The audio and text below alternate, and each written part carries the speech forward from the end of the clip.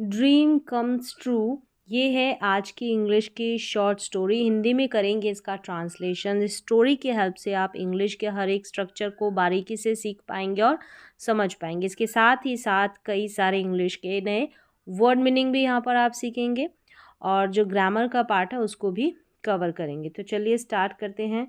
Dream यानी सपने और कम्स ट्रू, कम ट्रू का मतलब होता है सच होना। वर्ब के रूप में इसका यूज़ होता है कम ट्रू, सच होना। कम्स लिखा है यानी कि जैसे सिंपल प्रेजेंट टेंस में यानी कि प्रेजेंट इंडेफिनिट टेंस में जो भी सब्जेक्ट होगा यहाँ पर, जैसे dream as a noun as a subject यहाँ पर प्रयोग हुआ, उसके बाद जो भी वर्ब आएगी सिंगुलर होगी तो वर्ब में SEIS लगेगा। तो इस तरीके से ये जो टाइटल है ये भी प्रेजेंट इंडेफिनिट टेंस का पार्ट है। ड्रीम कम्स ट्रू यानी सपने सच होते हैं। स्टोरी यहाँ से स्टार्ट होती है। वंस एक बार पुअर भीकू, भीकू किसी का नाम हो गया और पुअर एडजेक्टिव हो गया। कौन है पुअर यानी गरीब, भीकू। वेंट गो की सेकंड फॉर्म है, गो मतलब जाना तो वेंट का मतलब गया। सिंपल पास्ट का एफर्मेटिव सेंटेंस है। टू किसके पास गया, टू बंसी लाल शॉप, यानी बंसी लाल की अपोस्ट्रोफी लगकर एस लगा है, इसका हिंदी में अनुवाद होगा का के की के सेंस में, यानी बंसी लाल की शॉप पर गया। कौन, भीकू, गरीब भीकू। आगे देखिए, बंसी लाल आस्क भीकू, आस्क की सेकेंड फॉर्म है आस्क यानी पूछा भीकू से। अब क्या पूछा, ये वर्ब की सेकेंड फॉर्म, ये भी सिंपल पास्ट में ही है। क्या पूछा, why are you standing here like this, like this मतलब इस तरह से। ये इंट्रोगेटिव सेंटेंस है, प्रश्नवाचक वाक्य है, इसमें आर का प्रयोग हुआ है। ये सिंपल प्रेजेंट का यानी कि प्रेजेंट इंडेफिनिट टेंस का प्रश्नवाचक इंट्रोगेटिव सेंटेंस है। यहाँ पर क्या होता है, इज MR के बाद में एडजेक्टिव का प्रयोग होता है। कोई एक्शन नहीं होता, सब्जेक्ट जो होता है, कर्ता जो होता है, उसकी स्टेट अवस्था के बारे में बात की जाती है। विदाउट एक्शन वाला सेंटेंस होता है। अब यहाँ पर देख रहे होंगे कि आर के बाद में जैसे स्टैंडिंग है, इस स्टैंडिंग को देखकर आपको लग रहा होगा कि ये प्रेजेंट कंटिन्यूअस टेंस का सेंटेंस है। लेकिन जैसे why are you standing here like this, यानी जिस तरह से, स्टैंड मतलब खड़ा होना और स्टैंडिंग यहाँ पर एज अ एडजेक्टिव प्रयोग हुआ है अगर वो ऑलरेडी जो है खड़े होने की अवस्था में मौजूद था, तो इसलिए यहाँ पर ये स्टैंडिंग जो है एडजेक्टिव के रूप में काम कर रहा है। विदाउट एक्शन वाला ये सेंटेंस है। अगर ये सेंटेंस ऐसे होता कि look he is standing now, कि देखो अब वह बैठ रहा है, तो इज़ स्टैंडिंग, आर स्टैंडिंग, तो वहाँ पर तो कि अब देखो वह बैठ बैठ रहा है, तो ऐसा सेंटेंस होता तो वहाँ पर यानी कि वो जो क्रिया थी उस समय कंटिन्यू थी बैठने की, लेकिन यहाँ पर वो ऑलरेडी स्टैंडिंग अवस्था में है यानी खड़े रहने की अवस्था में है, तो ये एडजेक्टिव है। Why are you standing here like this, कि तुम इस तरीके से यहाँ क्यों खड़े हुए हो। आगे देखें, भीकू सैड, भीकू ने कहा लास्ट नाइट, तो यहाँ पर जैसे स्टैंडिंग जो है ये प्रेजेंट कंटिन्यूस टेंस के अकॉर्डिंग वाक्य है या फिर ये एडजेक्टिव है, ये कैसे पता लगेगा, सेंटेंस को पढ़कर, परिस्थिति को जानकर। जैसे कि अभी कोई प्रेजेंट टाइम में ऐसा कोई सेंस यहाँ पर निकलता है कि अभी वह बैठ रहा है, नहीं, वो पहले से ही उस अवस्था में मौजूद है। इस तरीके से हमने पता लगाया कि स्टैंडिंग यहाँ पर एडजेक्टिव है। तो सिचुएशन को देख के ही पता लगाया जाएगा। स्टैंडिंग या सिटिंग भी आएगा तो ING फॉर्म में भी एडजेक्टिव विशेषण आपको नज़र आ जाएंगे। आगे देखिए, लास्ट नाइट यानी कि पिछली रात, आई सॉ, सी की सेकेंड फॉर्म है और ड्रीम एक सपना, पिछली रात मैंने एक सपना देखा। सिंपल पास्ट का ये वाक्य है, एफर्मेटिव सेंटेंस है।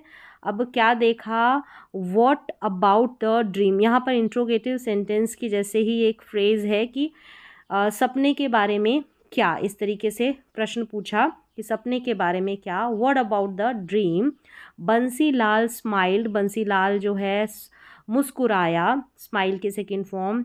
अब क्या बोला मुस्कुराने के बाद, आई सॉ, मैंने देखा, सी की सेकेंड फॉर्म, कि दैट आई वुड, अब जैसे सॉ है यहाँ पर, तो यहाँ पर भी विल की जगह वुड का प्रयोग होगा, यानी कि पास्ट में जब हम गागेगी के सेंस में फ्यूचर की बात करते हैं तो विल का प्रयोग न कर कर वुड का करते हैं, क्योंकि पास्ट में वाक्य चल रहा है। तो आई सॉ, मैंने देखा कि आई वुड गेट, गेट का मतलब प्राप्त होना, मिलना, तो मुझे मिलेगा गोल्ड हेयर, यानी कि यहाँ मुझे क्या मिलेगा, सोना मिलेगा। In front of, in front of इसका मतलब होता है के सामने, किसके सामने, योर शॉप, यानी कि तुम्हारी दुकान के सामने जो है मुझे सोना प्राप्त होगा, सोना मिलेगा।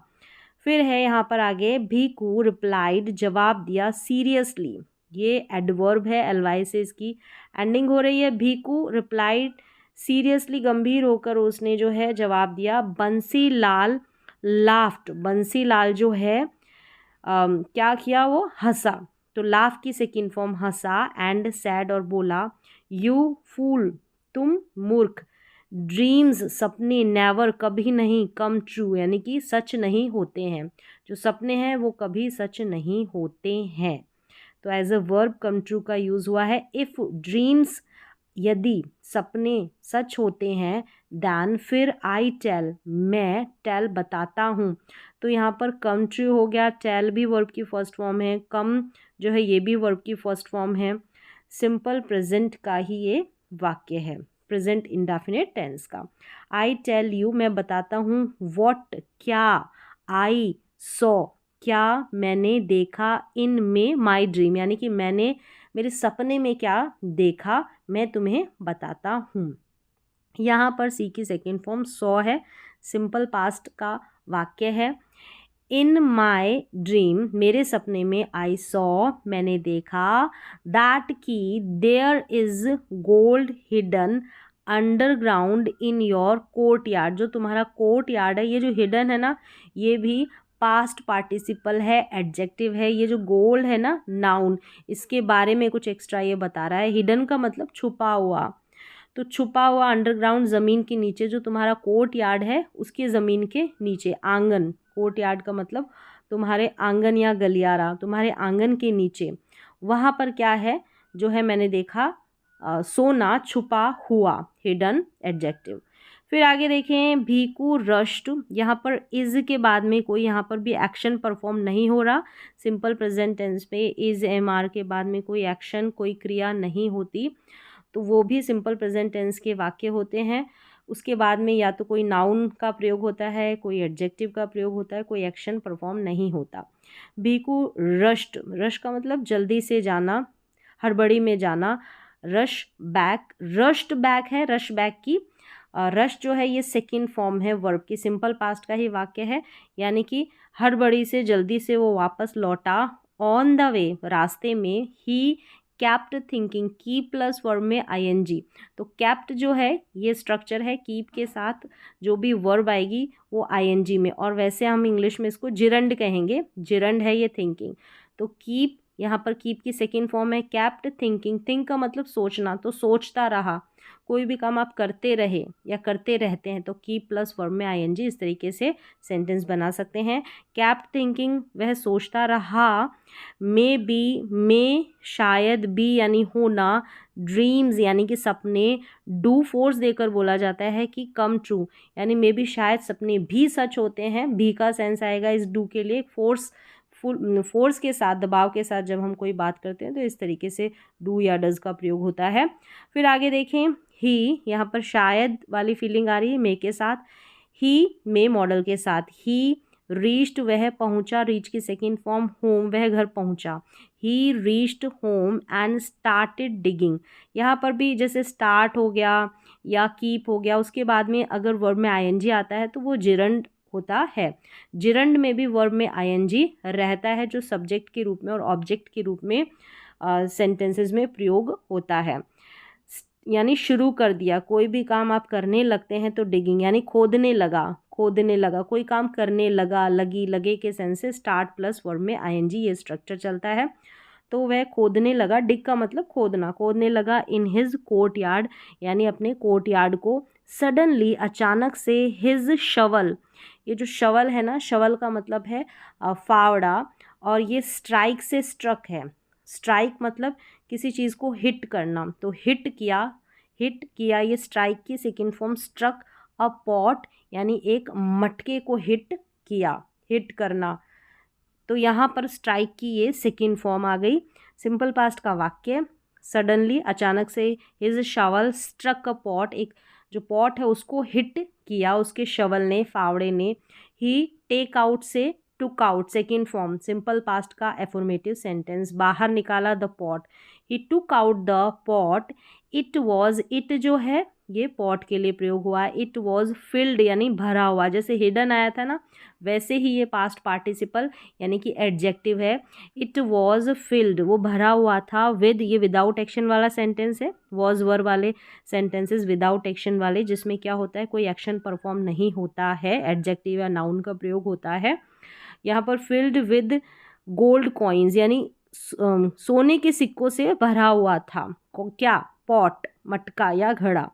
भीकू हैप्पीली, एडवर्ब है, हैप्पीली यहाँ पर खुशी से, कैसे, हैप्पीली खुशी से। सैड कहा, थैंक्स धन्यवाद देता है, टू बंसीलाल यानी थैंक्स टू बंसीलाल, किसको धन्यवाद, बंसीलाल को।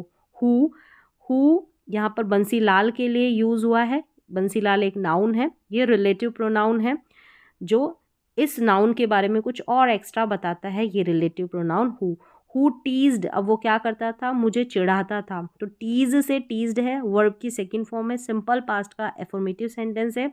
मी यानी मुझे, who teased me about my dream यानी मेरे सपनों के बारे में जो मुझे चिढ़ाता था।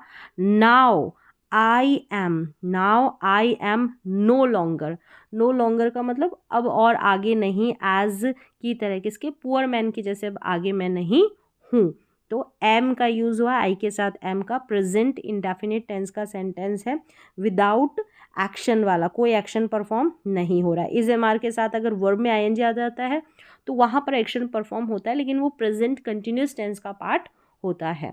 तो इस तरीके से यहाँ पर स्टोरी कंप्लीट हो जाती है। शॉर्ट है, मॉरल दे रखा है कि पेशेंस का मतलब धैर्य या धीरज जो है, can make dreams come true यानी सपनों को जो है, पेशेंस अगर धीरज रखते हैं तो सपनों को सच कर सकता है। कौन, धीरज, धैर्य रखना। तो इस तरीके से शॉर्ट स्टोरी थी। तो यहाँ पर मैंने कोशिश की टेंस के हर एक स्ट्रक्चर को समझाने की, और भी कुछ यहाँ पर जैसे आपने और देखा, कीप के साथ वर्ब में आईएनजी आया, स्टार्ट के साथ वर्ब में आईएनजी आया, तो किस तरीके से उनका मीनिंग निकलता है, और आईएनजी फॉर्म में है तो वो जिरंड, इंग्लिश की ग्रामर की भाषा में उनको जिरंड बोलते हैं।